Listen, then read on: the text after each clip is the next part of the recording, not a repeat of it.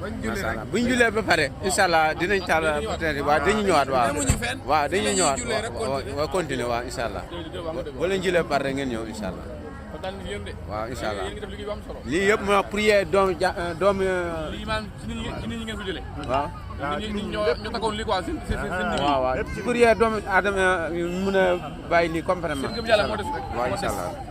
yàlla bu ko mugul ko mën nga bay takk dara xam nga ki la war a yee bu dee moom mooy nelaw yow da ngay bidal voilà c'est ça loolu li nga xam moo ci nekk parce que sëriñ mooy ki lay sa njëriñ mais ki lay sa boppam yow doo mos a xam sa njëriñ te lenn am na de gis nga kuy dundee sa nelaw du bëgg nga yow mukk toujours day bëgg ngay nelaw rek non dañuy dem si léegi non demuñu